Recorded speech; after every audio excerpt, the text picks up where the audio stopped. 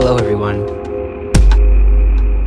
We have an extremely special episode of our pseudo-doxology scientific Rosicrucian New Atlantis podcast, suitcast network here. The network is growing in power.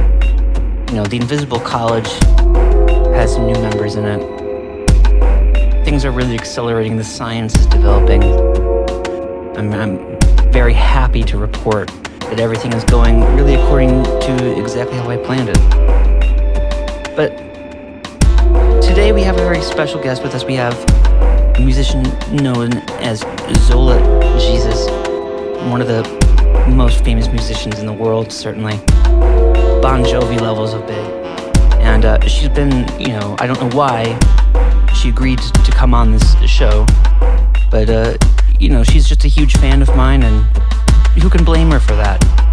But thankfully she's agreed to do this and very graciously come on the show to discuss many interesting topics with her. I have to say, this is one of our great shows here. I'm happy to present it to you. Well, I guess everybody, we got a really special show for everybody today. We got a big famous musician, Hollywood kind of LA megastar who's on the show. I don't know why, but Zola Jesus, that's your stage name. I don't know how that works. If you want me to call you Nika or anything, I prefer not to use people's like slave names or, their, birth names as they're called. It's like the Matrix. Yeah, definitely. Thank you for respecting that, man. I get it. No, it's important. The pseudonym is a very powerful thing. Fuck, man. That's the whole point. Like when I started making music, and it was back in the day of MySpace and stuff, but the internet was, a huge part of my life growing up in the middle of nowhere. Like I was an internet person, but I knew what the internet was capable of. So like I wanted to have like 12 layers of identity, like protected, because I'm like, I know, like, you know what I mean? Like, it's just like, you got to keep some shit for yourself. You were just telling me that you played like Counter-Strike and stuff. Yeah. I was like the LAN party dork. That's amazing. Yeah. But I guess, that makes sense when you're in Wisconsin. Definitely. You don't know what's cool. Like, I didn't know what was cool. You know what I mean? You don't know what you should be doing. So then you just end up doing whatever feels good, which happens to be Counter-Strike until 7 a.m. And then, downloading stuff from SoulSeek like the rest of the day. Have you ever thought about doing some incorporating Counter-Strike into your thing? Because you like to do like the operatic kind of staging and stuff, and have you ever considered doing a source kind of like staging for one of your projects at like the Met or something? That could be very cool. I like that. Well, I do. I have a song called Half-Life because that's my favorite game, and I could see it definitely there. If there's going to be a Half-Life, there needs to be a Counter-Strike. So maybe I should put like a Counter-Strike sort of like interpretation on my next album. And then do kind of like. This is good. I feel like I'm learning a lot about you because I only I'm not like a huge music person, but I did do college radio way back when, and then that was all the Pitchfork bullshit, and when that was really big, and so that's when I first heard about you. I was telling some people that we were going to do this show, and they were like, "That's great, but who's Zola Jesus?" Not to make you feel unimportant because fuck you, it's man. Just that everybody's got to know my name. Nobody knows this stuff. Nobody knows this stuff anymore. Like way back when Pitchfork ruled the world and that was the biggest deal ever. But you were huge. You were like megastar, and then now it sounds like you're back in Wisconsin and you have embraced a different kind of identity for yourself. I gave up the riches. Gave up the riches for the bitches, man. People don't understand. It's hard to be famous. I know. I can put you at ease because, I think now I have more Twitter followers than you, so I'm kind of a bigger star now. You're talking about it's an honor for me to be on this podcast because I don't know what else I would be doing, I've already run out. All the music magazines are dying. It's like Kantbot's the last frontier of culture. The press of last resort. Yeah, exactly. But I'm counting my blessings. So thank you for having me. No, it's great. Calling me up. I was really enjoying what we were talking about before, right before we started. And so we were talking about, because I'm like always on my, Rosicrucian kind of bullshit. Yeah. So, now we can like officially induct you as like our most sort of like famous, like well-connected member of the Invisible College. I don't know though. I don't know if I want to get in. I don't know if I want to be crossing wires here. This seems like some dangerous territory you're in. I don't even know the half of it. I'm just a musician, Do you know anything about that? About the history of the Rosicrucians, what that is? Yeah, I mean, is it mysticism or is it just like their own? I guess I don't know that much. Well, there was like a kind of like two layers to it, where the Rosicrucians have like gone on to become more of like a mystic order or whatever, where people take it very literally and like into the supernaturalism, and they think that. Wait a minute. That for like the past 30 seconds, you've been in like a Skype Wi-Fi time warp. So you were like, basically what Rosicrucianism actually is, and then it glitched out like the entire thing you said, which made me think maybe I'm not supposed to know what it is. I think it's jamming the signal. It's like really Max Headroom over here. Jeez. I don't know if I'm ready for this. I mean, maybe it should be left in the 17th century or whatever. No. We're bringing it back big time. This is the whole point of what we're doing. But we've got to fight the technology. So just try again, maybe, because we've got to fight through the technology to get this information to me. This was like, it's obviously like, it's become a very literal mystical order that people subscribe to, and they think they do like seances and all types of bullshit.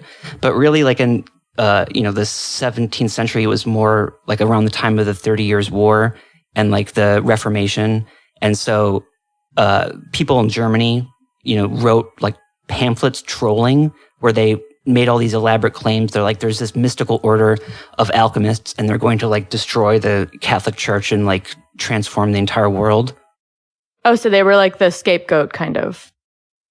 Yeah, they put it out there. It's just like a huge troll. Like they put pamphlets out there, printed it, and concocted this whole elaborate like narrative around this idea. And they're like, we're the Invisible College. We're going to, transform Europe, and there's nothing the Pope can do to stop us, kind of thing. Holy shit! And so it was actually like kind of like a political thing that was rooted in the attempts of people like Queen Elizabeth to form a Protestant league of like opposition to the Holy Roman Empire and the Pope and shit like that. So there was like a whole weird dimension. There's a book called The Rosicrucian Enlightenment, which is really good. So wait, are you saying that they're basically just like they're like what the modern day Church of Satan is? Yeah, we're the modern Rosicrucians. You're on the modern Rosicrucian podcast. That's right. I'm so sorry. Me so sorry. You don't even know. You're on so many different, layers of your own hype here from your. I'm a fucking idiot. You know what I mean? I'm just a star from the big city of LA. I don't know nothing unless it has to do with Kim Kardashian or sandals or stilettos or lipstick. Okay. So you're gonna have to teach me this stuff. We'll get you there. Yeah, we'll like, this is the whole point. This is a didactic kind of enterprise here. Absolutely. Where we're trying to reach out to everybody. Thank you. Let me be the guinea pig. Let me be like the I'm the real goat. We've been like that's like what's incredible to me is that you're from Wisconsin too. That's like my main thing. Yeah, is that people don't like respect that, but like you're in Wisconsin. And you're like just going back into the woods, and like that's like every musician that I know. I don't know how I've like met some different musicians, but like for some reason I do, and they're all sort of the same way as that. Where rubbing those shoulders, man, you're glamorous. Yeah, people don't even know all the kinds of offers I get of like totally psycho people like messaging me, telling me they want me to speak at like some nationalist conference in Bulgaria or something, and damn, it's big. It's a big deal. Yeah. But like way back, you've gone, like you've retreated into yourself and retreated into the woods. That's like a very spiritual kind of thing. Like, are you like a religious person at all? Do you? No, actually, that's Christian, or that's probably why I don't know a lot about like, especially earlier Christian history. I was very devoutly atheist, very devout, and that's Zola Jesus, because I liked Zola because of his sense of realism and his sense of like pursuit of truth and all of its ugliness, and then Jesus is just kind of like he's the totem of kind of like the illusion. And, I was 14 when I came up with the name, so that's what you get. But, actually since moving back to Wisconsin, I've become more hashtag spiritual, hashtag witches of Instagram, hashtag tarot, hashtag what's your sign? Just being a part of like the natural world. Just the morning, from the time I wake up until the time I go to bed, like I've been in the woods, and there's just no ego. I don't see humans. I already have a hard time relating to people. So it almost just kind of like fits into my lifestyle, where it's like, yeah, I'm more comfortable not being around people because people make me so uncomfortable. So it's kind of like a natural fit. And then I can just like be as self-deprecating as I want out here, especially living in Wisconsin, because no one will let you think you're anything other than like garbage. You know what I mean? They're just kind of like, oh, the big rock star's coming back to town. Yep. Oh, the rock star. Where have you been? Oh, you've been all over the world, huh? Yeah? And then I can be like, do you ever like go back to your old high school or anything, like see your old teachers or anything like that? Oh God, no. I graduated high school in 3 years because I was hiding under my desk the whole time. Like, no way. No way. But like, that's so like, an interesting transformation that I always see of people becoming more religious. Like, would you ever join like a formal like dogmatic religion? Because I'm like in a big competition. Like, I'm scouting, and like people are making me offers. I'm trying to like go between like the Catholics and the Orthodox, and trying to get good offers from. I would say bet on the Orthodoxy, because I feel like the Catholics aren't going to make a comeback. I feel like they're really slipping, but Orthodoxy is exotic enough. And it's a little sexy. It's a dark. They've got the Clist. They've got like, there's so much more mystical knowledge within the Orthodox Church. I think that you could really you could prosper much quicker with much more depth. That's kind of the feeling that I get. But like, it goes to just like a general point. I mean, maybe your time as like the most famous musician in the world can like shed some light on this. Yeah. But like there's definitely like, we're obviously in this very period, whatever you want to call it, quote unquote, late capitalism, modernity, that everyone's, has an issue with, regardless of what your political orientation is. They're all based around like hating that. Yeah. So obviously there's like, how do you replace that? Like what comes next? Like, what's the postmodernism? So this is like a question I always ask about, like, to religious guests that I have on, is like, what does the spiritual order of like post-modernity like actually look like? I mean, do you feel like from your time in LA in the big shot music industry, like that there was like a failure there, a cultural, spiritual, emptiness to that sort of mass culture that we have today that needs to be replaced with something more spiritual? Do you have like any insight, vision of that, or a feeling for that? I mean, I think that a lot of the decay of our culture has probably a lot to do with the secularization of our society, because it doesn't really give people a lot to believe in. And so our religion has, Christianity has been replaced with capitalism and consumerism. And that's what gives us our meaning and our purpose, is like, which is just 101 look around. People feel like having a big car or whatever, having some lavish vacation makes them feel like they've come a longer way in the world than others. It gives them that sense of meaning or purpose or whatever. So I feel like there is a spiritual bankruptcy to contemporary culture that is, headquartered in places like LA. where everything is about illusion, but not the illusion like the Jesus illusion. It's the illusion that's the narcissistic illusion.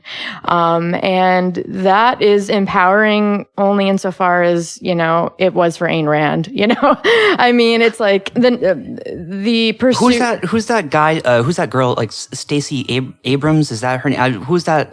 Like a possible VP for Joe Biden who was just like saying that she likes Ayn Rand. Did you see that? No, but that's funny. I don't even care. But like Joe Biden, I just can't even. There's anything that's like conversationally a part of that. Yeah, Ayn Rand's an interesting one because it's like the context of where she comes from, like what her experience is. It's like I understand. Like I'm a fucking like, INFJ kind of like need to get to the source of what everyone's feeling and why they're saying that. I'm like, where did they come from? What made them say that? Like I need to understand.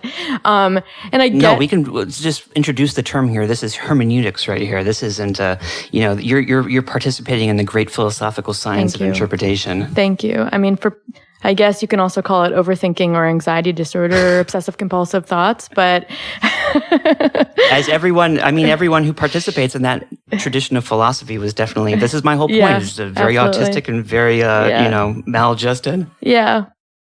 Yeah. Actually, my best friend and my brother both have Asperger's, and they're both like, how do you understand us? And it's like, I just think about it a lot, man.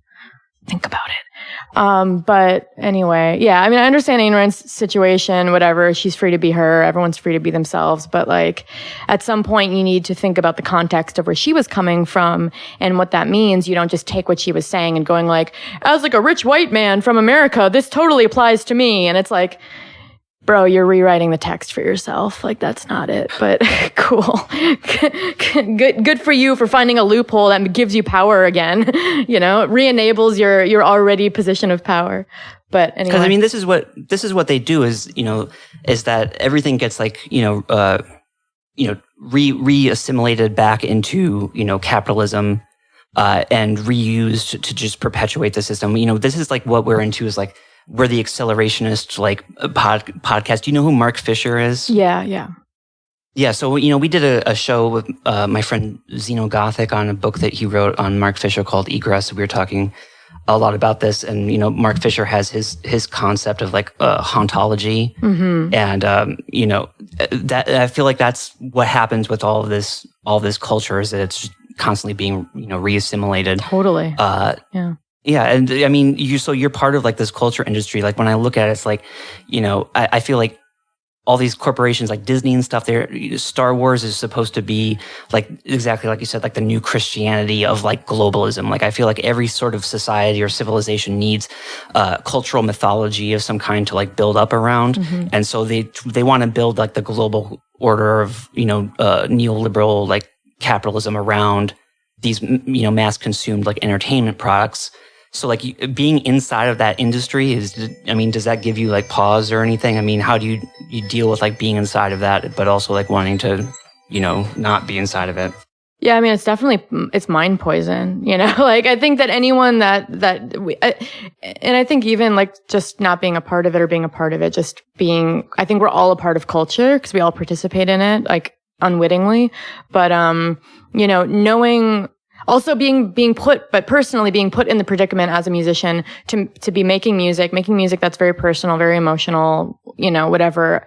And then having to basically go, okay, cool. So, no one's going to buy this because no one buys any music these days. So then how can I make this music sell something? Because then it can be used to sell something. So then you realize that you're basically exploiting yourself because we really don't have any other choice than to exploit ourselves and become a part of the problem, to participate in this, like, the religiosity of consumerism. You're basically like soundtracking it. So yeah, that puts you in a huge moral conundrum. So that you either have to like leave your morals at the door and just go like, hustle, or, can't knock the hustle or whatever. Or else you've got to go, okay, how can we like refashion this or reimagine this in a way that is fundamentally like better, for like the people making the stuff that actually have an intention to push culture forward in a deeper way.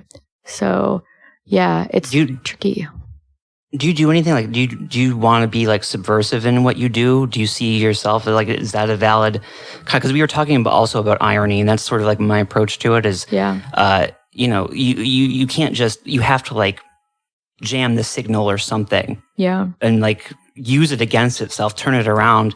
Like, do you do any of that in your music? Is there any like, that's why I was like talking about like Rosicrucianism. It's like, that's kind of like the same idea. Totally. Well, I mean, it's hard because music is really, I struggle with it a lot. I struggle with music because it has to give me something. It has to serve something for myself, like selfishly, emotionally. It's got to nourish me in a way because that's what it's always done. That's why I started doing it, you know? So that needs to happen. But then what also needs to happen is it needs to contribute something to, I feel like I have a duty to contribute something to culture or to people, the people that are listening to it. So it becomes this dance about like, you know, how can I make all these things work? Are they the same thing? Are they not? Again, this is where SSRIs are really important because they help balance out my my overthinking and they dull my obsessive compulsive thinking. Because I shouldn't have to think about that, you know. But yeah, there's an aspect where it's like I don't want to be a shill, so I want my music to say something and stand for something. That means that if the music is personal, then I need to stand for something. I need to say something.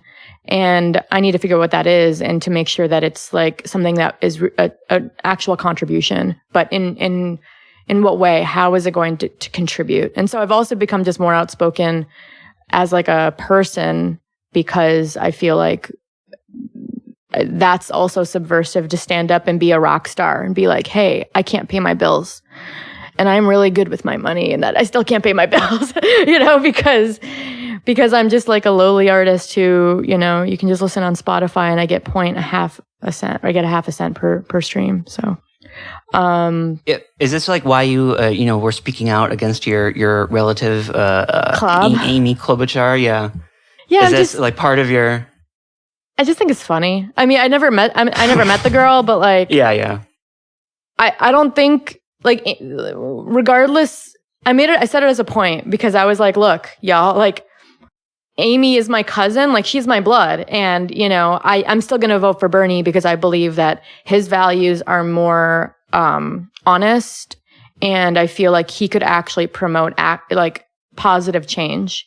And I felt like Amy is just kind of like an establishment character that can just become like Hillary, like 1.4 or something. You know what I mean? Where it's like, yeah, you know, yeah. I'm just like such an apolitical like person, and like I don't put like a lot of stock in this. Like I've never voted. Like I don't really believe in the possibility of like democracy to like change itself within like an electoral system. So I'm like really, really skeptical about that. I appreciate that, and I appreciate that, and I'm the same. And I never was political until just like I don't know. There's just so much imbalance. Like I feel like I'm in like a nightmare of like what America, it's idiocracy, you know, it kind of drives me crazy. And it just has to do with, it's more of a culture war and a class war than this is what I always say, but you know, go on. I'm sorry. I didn't mean to interrupt. No, yeah, that's the thought. Yeah. Yeah. I mean, that's like a really, that's exactly how I feel. I mean, are you like a Marxist? Do you consider yourself a Marxist or anything like that? No, I don't really like ideology and just like identifying as things. I feel like when you identify with things so strongly like that, it lessens the power of the actual quote unquote ideology because it becomes just a name. Like a religion, you know, these identifiers, it almost minimizes the impact of what the things are being said because by identifying as it, you're basically like accepting it verbatim without question. And I feel like that's I'm too skeptical for that, I guess. Yeah, I mean, obviously, like I'm not dogmatic anything. Yeah, I appreciate that too. You know, when you go into like these kinds of philosophies, you know, I just brought it up because like that's the problem I think of like what dialectical materialism is. Yeah, is that or like what the revolution is that like is it actually like a political thing where we're like revolting against the system or like storming the banks or whatever. I mean, I like that as like a romantic idea. Like I don't like banks at all. Like fuck that. Like I would be okay with people robbing the banks, like, you know, expropriating the capital like Stalin did or whatever. But at the same time, it's like, is that really the true engine of change? I mean, I feel like we more have a problem, not necessarily so much in like the institutions of capitalism and modernity. It's also like a problem, a spiritual problem, or like a cultural problem, like not just spirit in a totally religious sense, but, you know, also in a, you know, cultural, like the sense of like our psychology and our minds. That seems like we have to change how we think about the entire world in order to actually escape the situation that we're in, rather than just seek political change to like fight the symptoms of, you know, a deeper kind of problem within us. Exactly. Huge nod. Yes. Like, and I think that that's something that people don't think about. And it's one thing that I the past year or so, I've been doing a lot of spiritual inner work and, doing like, I've been getting really into like Jungian active imagination and Jung in general. And just, in doing that, I've really been exploring like the power of, shamanism and the importance of shamanism in the world, and how we've neglected shamanism for rational science, I'd say, or just we've lost our spiritual, like the spiritual backbone that keeps us keeps the engine running in a society and in humanity in general. Because without that, what are we doing? Like, so, I've been having... No, I totally agree with you, everything you're saying. Go on. Well, I just feel like we're, and again, like this is probably something you say every day and you're just like, bitch, we know, like this is HQ of that. But like, you know, just culture has hit a point of cynicism where I don't know how we're going to get out of it, because people are so unhappy. They're so unfulfilled. They're restless. They're blaming each other. You know, there's so much infighting happening. There's so much resentment and fear and distrust and blame games. And it's like everyone is so disconnected from the reality of life and from the reality of existence, because we're so entangled in our own mess, our own web of like confusion and chaos, that we're unable to focus on the things that matter. And I brought up shamanism kind of like at the wrong time, but I feel like in exploring more magical practices and shamanic practices, I've been able to connect back to the world in a way that feels so much more nourishing. And like, I'm like, fuck, like this, I love being alive when it has to do with like, just like engaging with the earth as it is, rather than like trying to refashion it or like transmute it into something it's not, like humans are so desperately trying to do. It's like we're trying to conquer the world as if it's something to be. It's like it's like the like. No, I have the perfect sample here that I think will sum up with it. Definition of a scientist: a man who understood nothing until there was nothing left to understand. Wise wisdom there from Omega Man. So good, but so true. But it's no, I mean, like when you talk about, I mean, I've talked about this before with other people. It's like, you know, you could talk about like shamanism, but like that's like exactly what I'm talking about. It's like, what is the new like kind of like myth? I mean, some people would say that it's like paganism or something. Like, you know, I talk to Varg sometimes, you know, the notorious kind of like black metal guy. So he obviously goes like the pagan route with his stuff, but you know, he agrees, like everyone kind of like agrees with this general point. It's like, you know, do I become Catholic? Do I become Orthodox? Do I become pagan or a shaman or something? But those like, are also identities, right? Just like are you a Marxist? Are you a Leninist? Or, you know, are you a neoliberal? It gets commodified. Totally. And I feel like that's the problem. It's not about what you are or what you aren't, but it's about how you relate to the things around you, you know, and that relationship and that relationship of respect hasn't been like palpable, even like in a city, at least, or even in a small town. It just has not been palpable in a long time. And so I just feel like people need to relate to each other differently without these titles, without this, you know, people keep trying to like tribalize everything. Like, I'm this, I'm that, like I'm in this group, you're in that group. We're not the same. And it's like, whoa, we're a mess. Like if you zoomed out and you saw us like an anthill, I'd be like, that anthill is like, there's something wrong with that anthill. Like they're like not talking to each other correctly. Like it's a fucking mess. Someone just like pour water on it or something. Just light it on fire. Are you actually familiar? There's a famous like kind of experiment. I don't know like what its actual scientific value is. I like fuck science, but there was an experiment with like a rat city that they did. Are you familiar with this? Where they got a bunch of rats together. They built like a little rat city. It was called experiment by John Calhoun, Rat City Behavioral Sync, and it just gave the rats like all types of different, infinite resources, like infinite food, and just let them like live in this little city. And you definitely saw after a certain time, like the collapse of like the ability of the rats to survive and like reproduce, and they just like became totally insular and cut themselves off and like spent all their time grooming themselves, like that kind of thing. I love that. I want to know more about that because I like to think about humans as animals a lot because I think we forget we're so humanistic that we forget that like we're just an animal. So when you like really zoom out and you look at us like that rat research experiment, it's not very, very different. You know what I mean? Like it's, yeah, it's weird. That's weird. No, I mean, it's very true that, this is kind of like the actual problem that we're kind of facing. I feel is not so much, a political problem, but definitely one where it's like, what do you do to, bring meaning back into things? You were like saying before that you were, reading Nietzsche when we were talking a little bit, and obviously, is that are you into that? Like, what's your take on like nihilism and that kind of thing? Is that like a big problem that you've identified that you read Nietzsche to try to like confront? I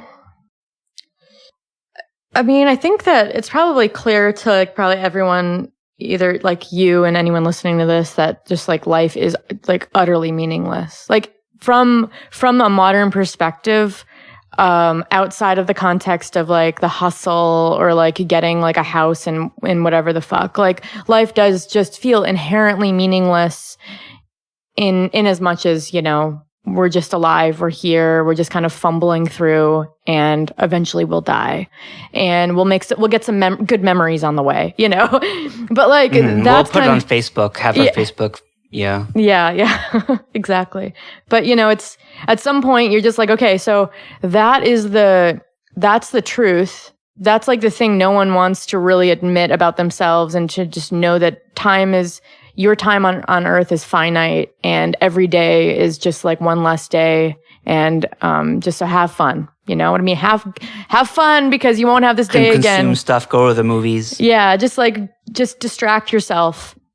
And I think that's, man, then when you think about that, and then you're just like, and now everyone is, kind of like subdued. They've got like their thumbs in their mouths, scrolling, while scrolling through Instagram or Twitter. Like we're all there. We're all on Pinterest, we're all just like dreaming our dream kitchens or whatever. And like, cool. So this is life, but then when you think about, I think about Ted Kaczynski a lot, and how he has this thing called surrogate activities. No, this is a big deal. This is going to raise some eyebrows that you just said that among my listeners. Why?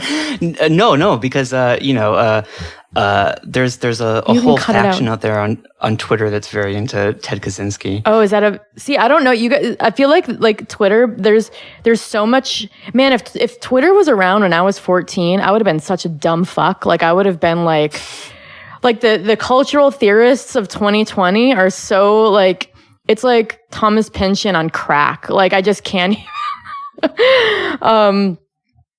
Anyway, I meant that. It's just whatever. No, I mean, I consider myself to be a huge dumbass. I mean, that's the whole fucking point of this podcast, is this the dumbass podcast for shitty ideas and wrong things. We're all dumbasses. I'm just saying, it's like, that's just I don't know. Socratic right here. You just busted out, now we're in, modern day Socrates territory, Zola Jesus, Socratic troll. Right, well. That's perfect. That's beautiful. But, so I like fucking love, just talking about this with like anybody, so it's not like a no.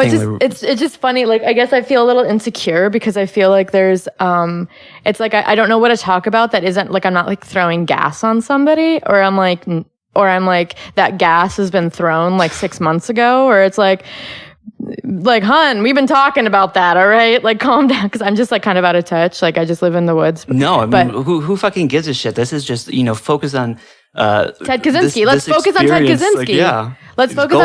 Go off, queen. Come on. Let it rip. I want it. Come on. I mean...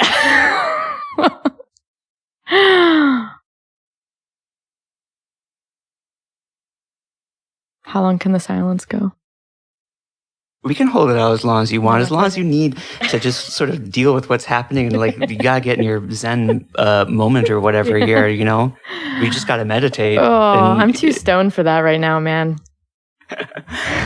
No, but we gotta, we don't want to promote any narcotics on this very serious podcast. You're gonna get us, of course not. Well, you can, take out that part and then take out the Ted Kaczynski part, and then we can go back to Rosicrucianism. I'm just teasing. No, all this stays in unedited because this is the truth. This is the truth that like you can't get like.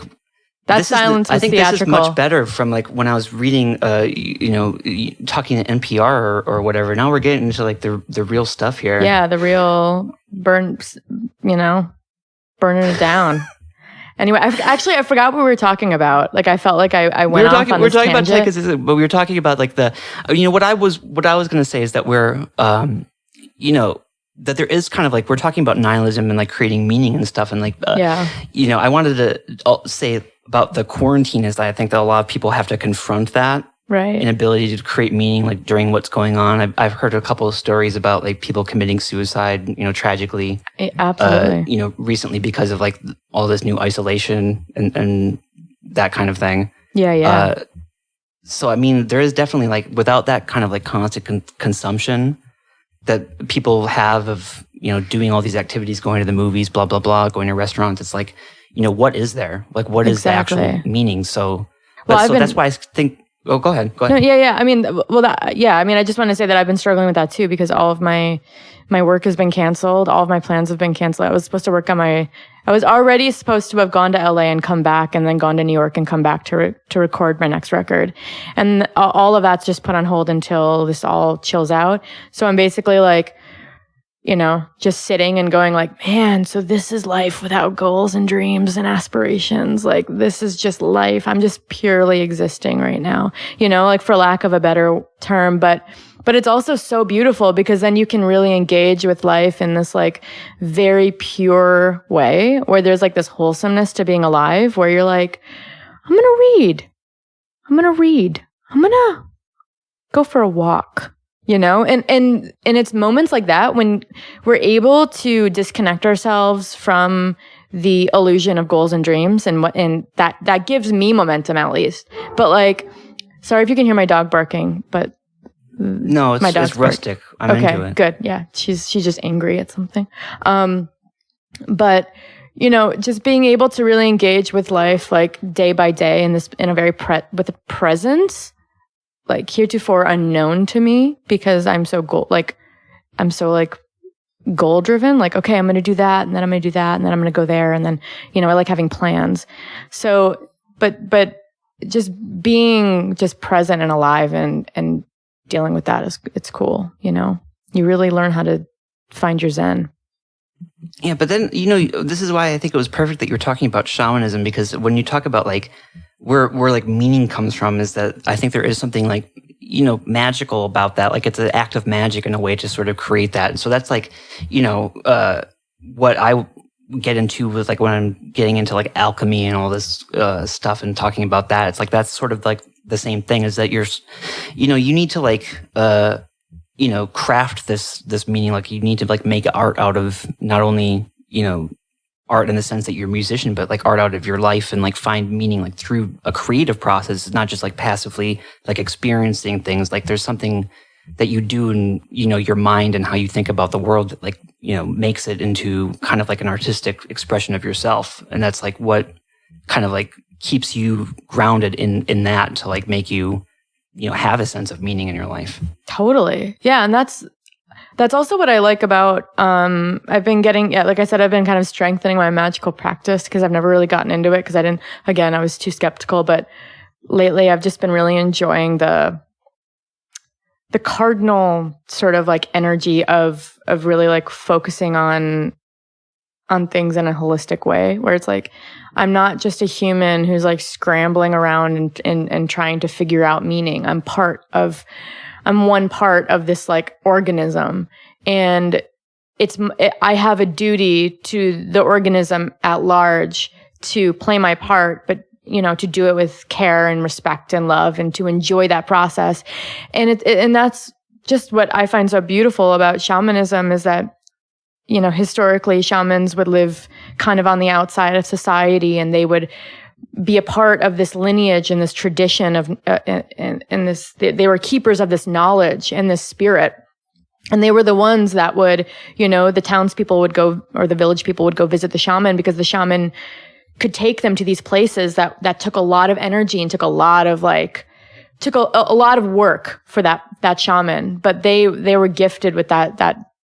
But then at the same time, like, people, because they lived near a shaman, they had this great respect for like the processes, and that they were like this gateway, and that there are like, there's more than what we see and feel. And so that's my level of spirituality is and I'm also really into like prehistory and really old what's the word? I mean, it's perfect that you are like, you're a shaman, and, you're getting into like, I feel like in ancient times, like in, who's like the inventor of music or whatever, it's like Orpheus. It's like you're getting into that sort of like mythological, kind of,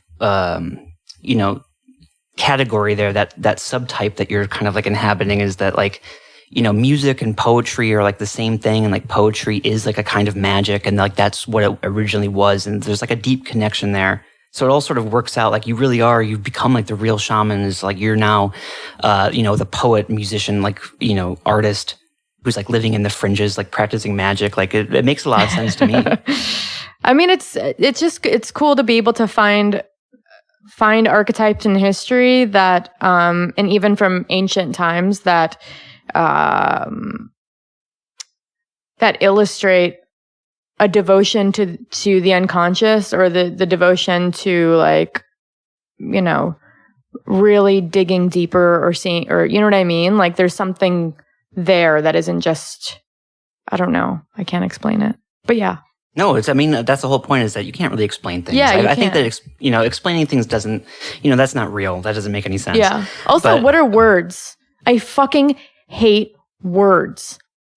No, I mean, this is exactly what this, you're, a thought is so multidimensional. This goes to like a whole idea of like, back into like what you're talking about with holism, and like, you're a part of like a whole thing, right? And, I feel like communication is the same way, is that you have a whole idea in your head, but it's not like exhaustible or like easily, you can't make it into a single sentence or a single object, whatever that is, like an artistic object, like an album. Like you're thinking of a whole artistic idea that you have in your head. You might call it your vision or whatever. And then you have to like turn it into a definite, like limited thing that can't, fully encompass that idea.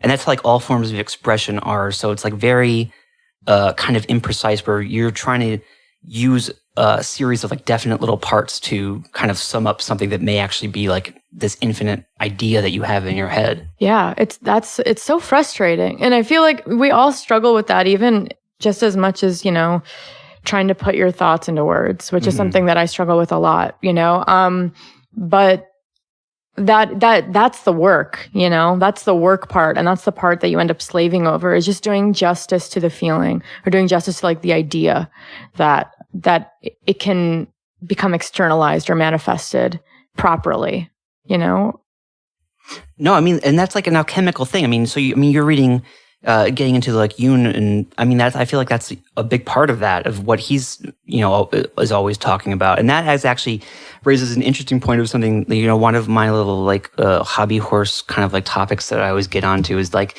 you're like a rock musician or whatever, but if you look at the history pop of it, star. I want to be called a pop star. Pop star. There's always been like an interesting kind of connection there, where I feel like you have in the 50s and 60s, like rock music, like psychedelic music, folk rock, that kind of thing being birthed out of an aesthetic of, nature boys in LA who like lived in the wilderness and were into sunbathing and stuff. And then that sort of comes over from German immigrants to, the United States. And then, that was connected into like Union, people like that in Germany, and like their Lebensreform movement going back into like the 19th century. And it's like, there's this whole kind of like, you're sort of like, tapping back into the like original spirit. Like now you're in the wilderness being like, the nature shaman. Like that's, there's something there in the history of rock and roll. I always felt that, it's kind of lost, but that was kind of like an original aesthetic that always like grabbed me. Well, I think that especially in the 60s and 70s when it was, so much more about like the nature boys or whatever, like the as you said, that like there was such an emphasis on the environment and protecting the environment, the ecological movement. But, that probably informed a lot of the music and the art of that time. There was this folksiness to everything. And then things became very like metallic, in like the 80s. I've always noticed, I always attributed that a lot to like recording automation. Like once you get into like the later 70s when like computers really started like getting into it, and like, automation on like mixing boards and stuff, where I feel like in the olden days, like you had to, like you're mixing something, you had to sit there and like manually mix it, like as it was playing back, like how you wanted it to go, like do the fade outs and stuff by hand. And then like you have computers now that like you can preset that do it for you. So there was like something kind of like lost in that in the later 70s where it's like, automation took over. That kind of but spirit somehow. I don't, but that's always like kind of where my interest in music starts getting cut off, is like 1977. I feel like something definitely was lost in how recording happened. Yeah, definitely. Yeah, it's interesting to think about like the journey that music has taken since automation and computers took over the process, because that the lived performance is all but gone and has been just like replaced with programming. So like so much of my musical like grind is just like being in Ableton on the computer in my recording program and like programming things, like drawing things in, like it's like almost like visual programming, to the point where it's like the song I never even hear the song like all the way through until I've like tinkered with it.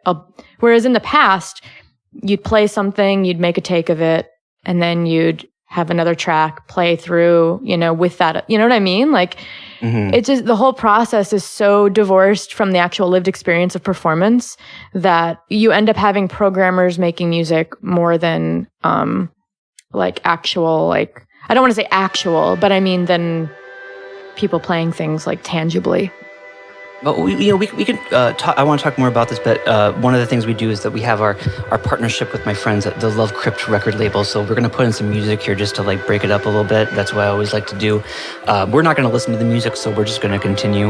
Okay. So don't worry about it. I'm going to edit this in later, so I need to have a little thing. But this is some music from our friends at Love Crypt for everybody.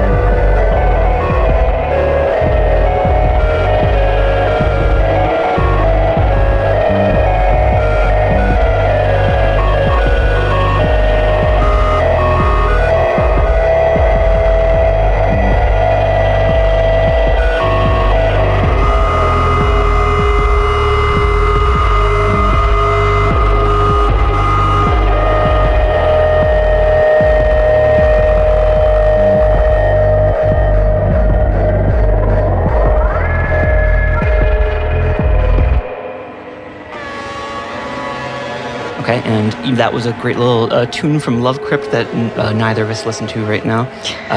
But, it's good. Whatever I'm going to pick later in order to fit this episode, that was great. Yeah, it was beautiful. But no, to get back in now, to return to the music, because what you just said, like that was back in the olden days, like all you had was like 3 tracks to like record on, like in like 1960 or whatever. Like the first multi-tracks is like you had 3. Yeah. And now you in Ableton, you have just like infinite, I guess, that you can work with. Yeah, infinite, and also so much of it can just be copy paste. So you're just like, okay, I programmed that in and then I quantize it. So it's perfect. So everything is perfectly lined up on a grid. And then you can just copy and paste that, okay, that's the chorus, get the verse. Okay. Copy paste that. Okay. Bridge, a little bit different, copy paste. So then you don't even need to, again, like I'm not like a person that feels like you need to know how to play an instrument, but I'm more concerned about like the actual time spent with the music itself. And you start looking at the music. Like right now, as I'm recording this, I'm looking at my voice as a sound wave. So I'm looking at it instead of listening to it, where it's like, I'm looking to see that it doesn't get too spiky anywhere. Oh, I got loud at that point. You know what I mean? But then, but then you end up starting to make music with your eyes instead of your ears. And that's also how we're getting just like a lot of beautiful looking Ableton sessions with all this stuff going on and added and all this automation. But then, are people listening to it in the same way? I don't know. You know what I mean? Is there a divorce between the experience of making it and hearing it, Yeah, I feel like it was so different. Do you work with like session musicians and what you do? I mean, like you Phil Spector, like that's what I always get into is just like, Phil Spector with like 50 musicians in a room, just like pounding it out and like being super loud. And then like everything gets sent into the little echo chamber. And it's like, like an atom smasher or something. And like the sound waves are actually being like physically pounded together to make new sounds. It's like, nobody does that. Like, no. Do you ever like want to try to do anything like that? You just like, put in reverb or whatever, you have the effect in Ableton. Like it's all kind of. Yeah. Well, do you romanticize that at all? Like want to get back into that? Ever consider recording like that? Definitely. I mean, that's the dream, but it's just ungodly expensive. So if I can already not really like, pay my mortgage or like I've got to be really like diligent about how I budget my money. I can't just spend $60,000 for one day, like with like 12 musicians or, you know what I mean? Like, or recording an orchestra. Like those are my dreams. My dream is to write it and perform an opera and to tour with it. But like that, it's inconceivable on a financial level that people are forced to work with sample-based instruments or synths, and that's what I end up doing. There's another thing that I struggle with, which like I don't know how much your listeners care to hear this, but like I don't care what they care to hear. I care about what you care to tell. Oh, well, shucks. Shucks, Kant. Yeah, I have contempt for this audience, like, As you should. No, just kidding. I know better than them. I know what they need. They're not the boss of me. Like, you eat the slop, guys. Oh my God, you're such a dom. I love it. Oh yeah, you gotta do that in order if you want to make it in this game. Yeah, you do. You gotta be a little bit bossy. Gotta be bossy. Well, that actually leads me into what I wanted to say was that, being a female in a very male-dominated industry makes it hard to sometimes make decisions that relinquish control from what I'm doing, because I definitely like dipped a toe in trying to work with other people or to be on a major label, and I just saw instantly how like my artistic voice was being kind of like compromised, or they wanted to compromise it. And that just freaked me out. So I doubled down. So that's why I appreciate Ableton, because then it's like, okay, well, I was into like computer programming when I was a kid or whatever, teaching myself C++ or whatever, you know what I mean? So it's like, I kind of like the figuring it out, So I'm into programming stuff on Ableton, but I really would just like to have like 60 musicians in a room and boss them around. Just be like, play this, play that, But yeah, that just comes with like an immense amount of resources that no one really has these days. Yeah, so it becomes like, you have to find a way to be like independent in doing that. So it's like, kind of like we can talk about like how this technology is sort of like, sterilizes the music in some way, or like doesn't live up to this romantic ideal of, what we think about, like Phil Spector shooting a gun at everybody in the room and like making the musicians. But have you thought of that? Good. Like, do you have a gun? Like, why don't you just do that at your, I mean, I live in Wisconsin. Sessions? What do you think? Yeah, actually, I don't have a gun. But, yes. Oh no, then you're not a real Wisconsinite. I know. I have a bow though.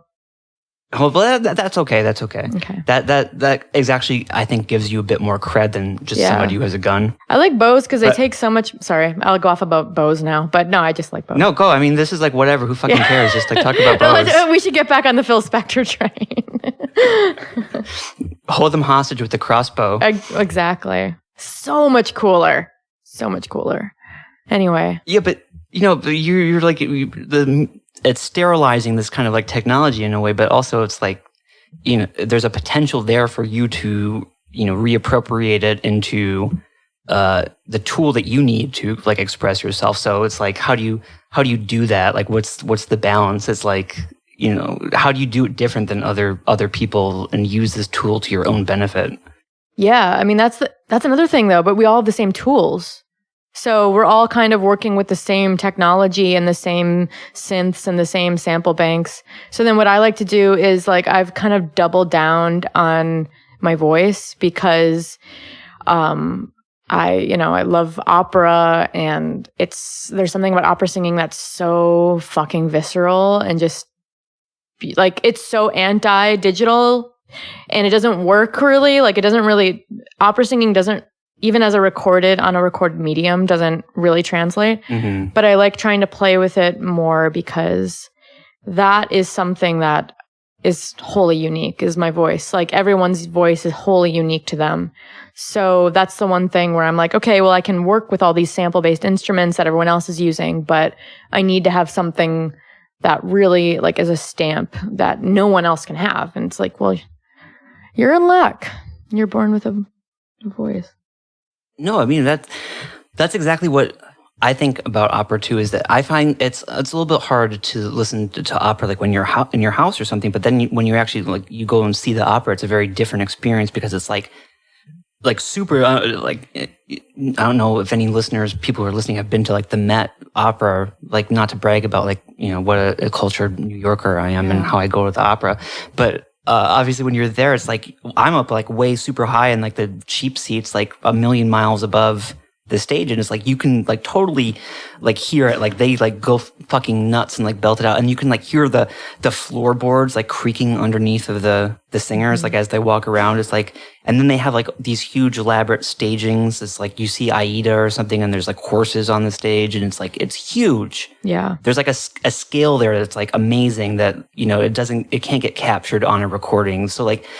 What do you know? Like Wagner, you're an opera fan. It's like the total artwork. Is that something that you like get into? Is like when you think about this stuff is an ideal. Yeah, definitely. Which is why I've typically been drawn to like the visual side of the music as well because of that operatic history where when you're seeing something as a totality. Like why wouldn't you give the visual interpretation of the music?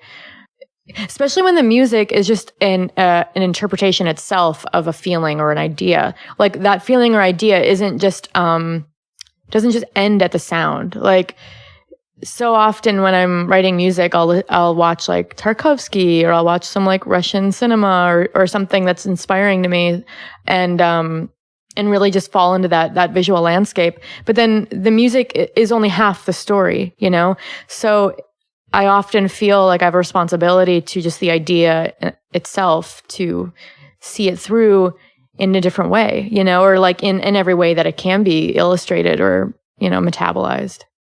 And you mean like the design elements, like album cover, like like I always felt like that was a big part of it. It's like, but that's hard too because now it's like I always like it when I just am looking. I'm like a non-technological person or whatever. I usually listen to music on YouTube, but then I hate when people put just like random pictures over music, because I just like to have like a big album cover up, because that's like, Totally. you know, that's a really important part of what the music is, I always thought. Yeah. Yeah. Do you design your own album covers? Like, is that what you get into? Yeah, definitely. Like all that stuff, you know, just the music videos, the album covers, like the, you know, like all the dumb shit, like when I'm wearing on stage and shit like that, you know, like when I was first starting out, I would just wear like my normal clothes on stage, which was really easy. But then I was like, but this isn't the music embodied. Like the music isn't embodied in how I look on stage. Like I need to embody it. Like I need to embody everything, you know, like it needs to be respected. And so I just try to pay respect to what I make and to try to like, you know, really oversee every aspect of it and make sure that it's like a part of the world, a part of the story, because otherwise I'm just like, I'm dropping a ball. Yeah, we talked about you know, my guy Hunter from Liturgy. Your guy. And yeah, well, I love that guy. You know, he's great to talk to. It's like we just get in, like, you know, we'll be messaging and stuff about like neo-Kantianism or something, and then, you know, I'm trying so hard to get him on this show, but he you know, he's always he's a little gun shy about it. When I told him that you were going to come on, when I told him that you were going to come on, he's like, "Whoa, I can't believe that she's going to go on your show." I don't, because you know what? I didn't listen to your show. I don't give a shit. I don't know what you guys talk about. Who cares? I don't, whatever. Like, I know that I'm not in this. Whatever, you know what I mean? The thing that I like about you is that I can sense you're from, I could sense right away that you're from Wisconsin, because that's a real thing. That's a really real thing. Is that it was palpable? Like it's real. Yeah. Yeah, but you know, he's the same way, because he's all into this stuff of like, you know, doing the operatic staging and stuff, and he's always, and he's you know, so bright. He could really like all about. Yeah. No, he wants to do like nature philosophy, like grand mythology of like all of history, and like make a whole, like, it's very, you know, there's a huge thing there that he is, you know, trying to make, like not only musically but like visually, and all this stuff that he's doing. It's like, you know, I always find that, you know, really impressive, like going beyond like, you know, I'm going to record my music in my garage or whatever. Totally. Yeah. Yeah. I mean, he even from the beginning, like the early days of, you know, when he made transcendental black metal, like everything really had this sense of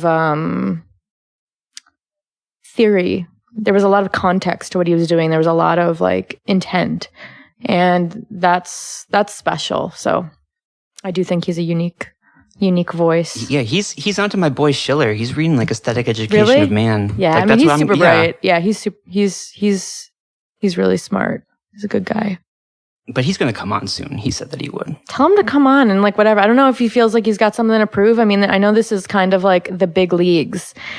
Yeah, we're the biggest podcast now in the world. People have no fucking idea. When you're you know, this is like actually a perfect opportunity. You can like, you want to pitch your opera or whatever, you know, like, you know, some big shots listen to this, like some big corporate, you know, money bags. Yeah, if you guys got, hey, I got a Patreon too, motherfuckers.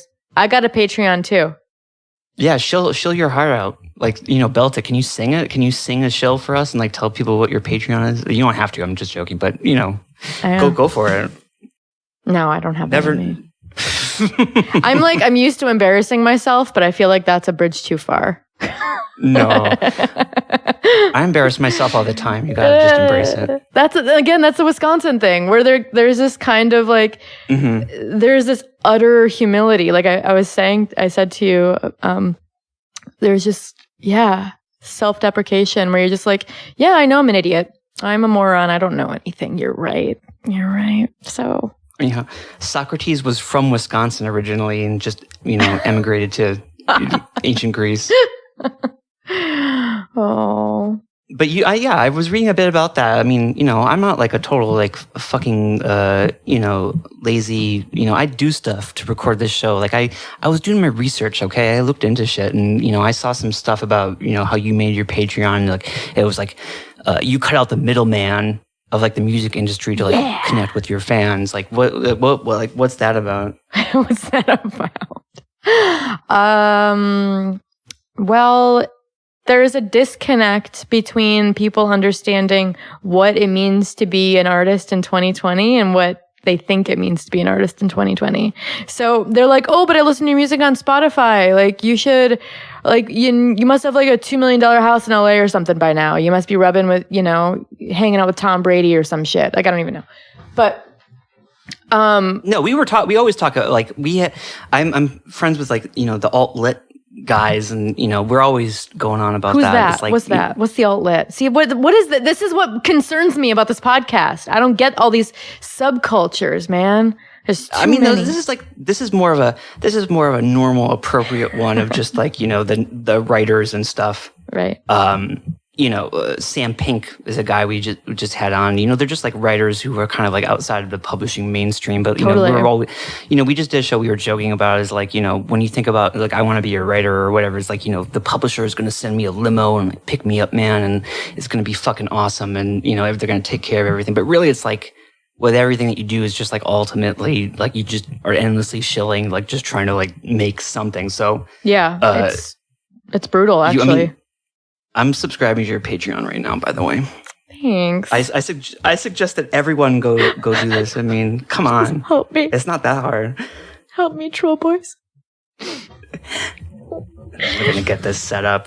We're doing it like fucking on air. We support people. She doesn't know how to pay her bills. She got bills. We're in the network. People, you're in the network. This is what it's all about here.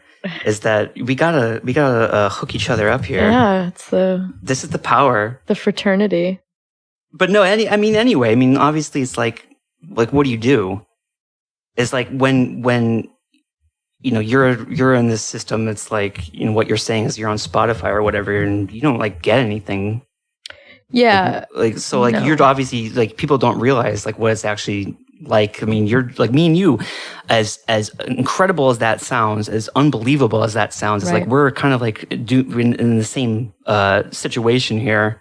It's like, we can't, there's no reliance on any of this record labels or stuff anymore. It's like we're all kind of just in the same position. It's just, it's not to get political because I really don't want to, but like, it's just also this is modern life. There's not really a lot to go around anyway, People use Spotify because, Spotify found a loophole, so then they started existing. And then people were like, oh, great, like, I can't afford to listen to all the music I want to, so now I can, And they think that paying $10 a month or whatever it costs to subscribe to Spotify is like putting like wads of cash in their favorite artist's pocket. But we're not getting any of that money because Spotify only exists due to a loophole in the royalty stream rate, which is which inherently just exploits artists. So we're basically like the last ones to get paid. So it's like, but I get it. Art is basically, it's not like the what do you call that? It's not an essential business. So I guess. It's a big problem. Like back in the day, like musicians used to just be like slaves. Like even in like the 18th century, if you were in like Russia or whatever, it's like you were literally just a slave. They could like buy and sell you if you were like an orchestra musician or whatever. It's like, it's a very, always been a very kind of like tenuous position to be in. And then sort of like, mass literacy, like mass culture, it made it, possible for some people to get a lot more out of that. But then it's like the parasites have kind of like taken over all the industries, like the music industry and stuff. It's like all just levels of skimming, that just like ultimately, pushes out the artists who made it like a thing in the first place. And then it's like now they all have to go to Patreon like everybody else. So it's like, what was the, what are they doing? Like, what are they into? But actually, I kind of prefer this. I prefer this model. And if we can just implement this and to normalize it, I think we would be better off. Because if we cut out the middleman, which is exactly what what you quoted me saying, is then it's just so much more of a direct relationship. And, I'm not a Marxist, but I think Kropotkin had some good points, I think like mutual aid is like a really like beautiful concept. And I'm glad it's being brought up a lot these days because, I think that's like more, it feels like a more practical arrangement than like, making a record and then taking it to Tower Records or the Virgin record store, and then or some label's gonna make some thing, and then you're just like outsourced until you don't even know who's buying the music anymore. I like having a relationship with the people that like what I do. It's so much more nourishing. No, I think, that's beautiful. That's like what I've always advocated for, like my entire, career as being a bullshitter and like annoying person, is that's like what you have. That's like the real thing that people need to do, is like these institutions are, constantly, failing in what their actual purpose was supposed to be. Like not only that, but like the art world, museums, like universities, it's like, it's like you're being proactive and like trying to, explore a more meaningful model of how you make things and how you interact with people. And I think that's like, really positive, and that's what everyone should be doing. It's like, why not? I want to say, I think you're doing the same thing.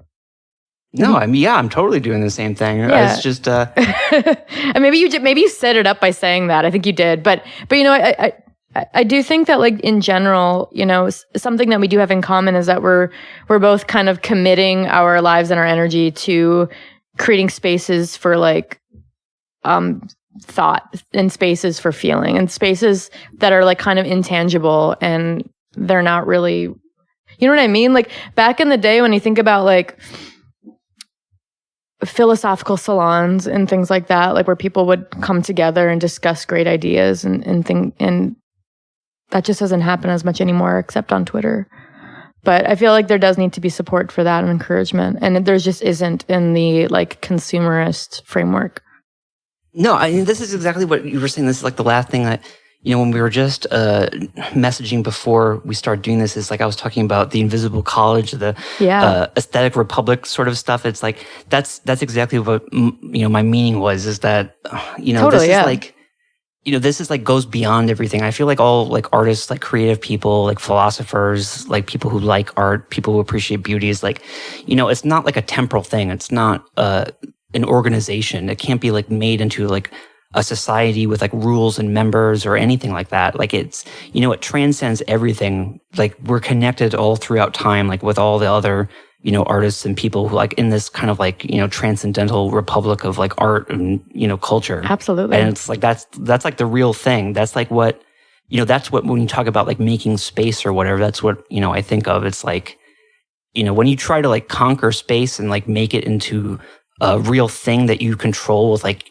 people and like money and organizations, it's like, that defeats the purpose. Like you can't do that. It remains like aloof and like elusive and like above everything else. It's like you have to just like, participate in it in your soul or your mind or whatever. Yeah. I think that's hard for people though, because especially these days, people like to, they like to take things in as a binary, like there's really no gray matter. There's no gray area where things can exist. And that's something that I think that I like about what you do, is that you kind of throw things up and then people want to pin things down and go like, what are you? What is this? What are you? Who are you? What are you? What are you a part of? And it's like, why can't people just like talk about things in a way where there isn't this like incessant need to like commodify it even in that way, and like creating some understanding for it, and I think that also probably has to do with the secularization of the world, where people just don't have this like, they don't have the ability to really think about things on an abstract level or allow room for abstraction. And so then that's gonna really suffer. And then you can see in mass media more than ever, the utter lack of abstraction. It's crazy. Like, it just makes you feel like, where's the discourse? There's no discourse that's possible because everything has to exist in a binary. I totally agree with you, and I would say you can even go deeper into this. Now we're getting into like, Schiller, and we're getting to like Mean Hunter's boy over here, and this is like this is like a very like salient, like real like philosophical point that's like made in Schiller's aesthetic education of man, where not only you can talk about like today we have all these problems in art. Like if you look at the way that Disney makes things, it's totally superficial. There's nothing abstract about it. Yeah. It's just like all these little, components that are shifted around. It's like they focus group it and they use like an algorithm to like, maximize like its, value at the box office, blah, blah, blah. But like you could go beyond that and even talk about like how, art is the vehicle through which like people are able to, get into this abstract level. It's like a necessary thing. It's like you can't just jump into like being abstract in your thought and like being philosophical. It's like you have to, art is the vehicle for that. The path through that is like you have to have that aesthetic experience first in order to like raise your mind above kind of like these, temporal, superficial, like transitory, elements. Yeah, it's kind of like the doorway, the portal in a way. It absolutely totally. It really is. I mean, do you have like a philosophy that you express in your music that you bring out? Like, yeah, I'm nothing but a shill. I'm not asking you I'm nothing to, but like, a shill for Schopenhauer. Better Schopenhauer than like fucking Sony. Or something. This is like big. I can't believe that you just like said that your music is, you're reading Schopenhauer over here, and that's the point of your music. That's huge. Nietzsche. Why? Nietzsche composed music. Did you know that he made Lieder? Have you heard any of those? No, you're fucking with me. No, he did. He absolutely did. I need to hear that. I need to hear that. Recordings of it. Oh, Nietzsche. That's like Hitler painting. You're like, no, don't. Maybe. Yeah, they're not very good. They're not very good. But like I did like checking them out. There's something so vulnerable about picturing Nietzsche sitting at a piano, coming up with a song, kind of humming a little bit. And Landers. Can you hear it? I can just hear like this cute little whisper. He's got a beautiful tenor. I'm sure he had a beautiful tenor. Now you're into it. Like now, I am. This is like this was a roller coaster. Collab on like a new opera about like Nietzsche making Lieder and like his relationship with Wagner. Oh my gosh, that would be adorable. And then like it would be really good. That's funny. You can just imagine it. It's like there was a whole thing there. If you have you seen Parsifal? Yeah, I know what Parsifal is. I've never been able to see it live, but yeah. That's like one of my favorites. I always thought that like that was a big dig at about a dig at Nietzsche with Klingzor, the wizard character. And really? Like, I always thought that was supposed to be Nietzsche because Nietzsche's always talking in his work about like the spirit of lightness and like his enemy's gravity, like that kind of thing. Yeah. And there's a whole dimension there with like Klingzor and what he says. And then like Klingzor is like castrated. And then there was that whole thing where like Nietzsche was into Wagner's wife. Yes. And like Wagner was like a very controlling kind of like guy. There's like a whole thing there that I always like read into, but I don't know if that's Nietzsche like a real was single interpretation. his whole life, right? No, wasn't he had like, I don't know much about his like romantic escapades. But he seemed like he was pretty lonely. He seemed like he didn't have a good relationship with women. Oh. But neither did Schopenhauer. It's like you read his on women thing that gets posted online all the time. Yeah. And that's the thing I love. I guess like I'm also a fan of like power electronics and noise, which is just like so inherently misogynist. There's a part of it where I'm just like, oh, you didn't have a woman that ever understood you, did you? I'm sorry. What's up, my man? You got to talk about something? It's really it's like that's like a real thing. I mean, that's like my whole point about like what incels are and like how incels the art of it, and it's like there is like element of like artistic expression. It's incredible like how you can make this into like an art form and like raise it above like misogyny like becomes like an art form. It's like I have a good friend of mine, Jack from the Perfume Nationalist, now everyone on the Red Scare subreddit like hates me because I kept saying that on Red Scare. What? Talking about my friend Jack from the Is Perfume he bad? Nationalist. See, I don't know any of this shit. You could like you're talking to a boomer, so just explain. No, is that's a big thing. Is that he's like a I would say, the greatest queer theorist of our times, but he's just like a very old school, like homo misogynist, and like sees like misogyny as like this like extremely like valid like tradition of, you know, artistic expression of like a homosexual culture kind of thing. It's like, you know, it's like there's something there that you like people make out of it that it's like, yeah. I mean, this is and this is probably my biggest flaw, which at least to people that are they're hardline moralists, but I'm just kind of like, well, what's really going on there? Like something's going on. Like, you know what I mean? Whenever there's especially misogyny, I'm just like, bro, you got to talk it out. Like, I don't know.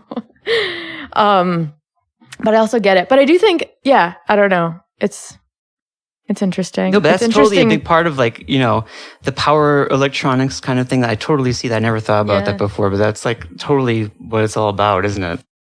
Just some sad dudes who are too up in their they're too up in their fucking obsessive bullshit, and girls don't think it's cool, or they never met I don't know. There's just an alienation. There's an alienation to it that I understand, and I'm like, I'm sorry you feel alienated in your obsessions. And it's like a mental, it's like, you know, a transference, like a, you know, mental thing. It's like, there is like this deeper alienation. This is like, you know, I'm always on my Sorrows of Young Werther bullshit. And like, but you know, this is what Schiller talks about in like his review of that book, and like on naive and sentimental poetry, is that like, it goes to like this, you know, problem of like psychological alienation of like not being a part of a, you know, feeling like you're a part of the world, like feeling you're able to be a part of, you know, society or whatever. You feel very alienated for it. So I think it's like you get into that aspect of, you know, transference of like, you know, you pick a woman or something and you like turn her into something entirely else, like a symbol of all of this. And then you like fixate on that, but it's not like really about that. Well, that's like, yeah, I mean, that's like I think that's a big problem with like the incels that are like deeply misogynist, where it's like they're just upset because they can't identify, they don't understand. I mean, I know this just from my own friends that, you know, could be considered incels. They just didn't know how to connect with women, and they couldn't understand them. And maybe that's like also like an Asperger's thing. My best friend has Asperger's, but she's a woman, and she feels even more confused because she's a woman and she has never been in a relationship, and she's just like, I don't understand, you know. But I get that feeling. I get it, but it's like, it's not our fault. It's, you know, but just have some patience. Like you'll find a lady that understands. Yeah, like the more you fixate on it, like the worse that it becomes. It's like a, you know, a mental trap for yourself. So it's like, you know, that's why it's like, I think it, you know, I mean, you saw the movie. It's like, that's why it's so important to like stress that like you can objectify that and turn it into like something else. You can turn it into like an art or whatever, and then get perspective on like what you're actually thinking here. And like, you know, you have to like refocus like what your object is, as like, it can't be like you're making a woman into, you know, something that, you know, she's not at all. You're not even dealing with her on the level of like a human being. It's like she's totally symbolic to you. Yeah. And like, that's obviously like, you know, it's offensive to anybody to be treated like that. Yeah. Right? Yeah. I mean, so it's just like, yeah. So you have to go beyond that. You have to like find something else to do. You have to like, you know, do some kind of like therapy, like artistic therapy or something to, you know, grow as a person. Yeah, absolutely. I mean, it's tough, you know, because we're also just, I don't know. Art is interesting because I do find it to be this like quote unquote safe space where that art is the last bastion of immorality, you know, like when you think about like Georges Bataille or Marquis de Sade, like, you know, when we start to censor people's ideas and this is like this is a controversial, I don't feel like getting canceling myself, but I do feel like there's an aspect of art that should be free to explore things that may be inherently dangerous if taken outside of the context of art. So yeah, I think art, you know, it just has a very important role in that. I mean, that's what it's like for. Exactly. Is that once you stop doing that, it's like you now are just releasing it into the world, like as like an unchecked, like destructive force. It's like you have art as something where you can like wrangle that like energize it, like channel it into something that's like not destructive. And if you don't do that, it's like then it just runs rampant over everything. So I think like when you are people are getting so repressive about it, it's like they want to like shut it all out like as much as possible. Like any bad thought like needs to be repressed. It's like that just like it's going to come back at you and like bubble up in other ways that are actually going to be like really destructive. And that's how Japanese culture got so fucked up. That's how tentacle porn was born. Are you a fan of Japanese noise? Of course. My favorite Japanese art, my favorite noise artist, one of them is this girl Junko from the band Hijo Kaidan. She's like the singer, but but she's had some really good stuff. Yeah, I love like Hijo Kaidan and Capacitance. Do you like boredoms or like mainliner, high rise, anything like that? I was just talking about that with somebody. Less noise rock. I like just the straight up noise. Merzbo, Keiji Haino, however you say his name.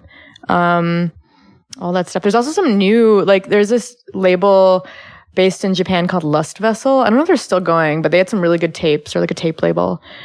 For some reason, Japan's culture, like their subcultures are just fucking awesome because they're coming from such a repressed culture that it comes out in like the wildest ways that I find really interesting, and that's cool. That's how it should happen. You know what I mean? Like Kaczynski should have picked up a guitar. Come on. No, that's a great point. Is exactly my point that I make all the time is that it gets just it is a form of self-destruction when you can't like express it. It's like, it just conquers you. It takes over. It's like art is needed in order to objectify what you feel and like turn it into something that you can even criticize or like gain perspective on. But totally. I don't want to take up all your whole day. We've gone long enough. I mean, I just like am super appreciative that you Yeah, I'm sorry if I'm like a show.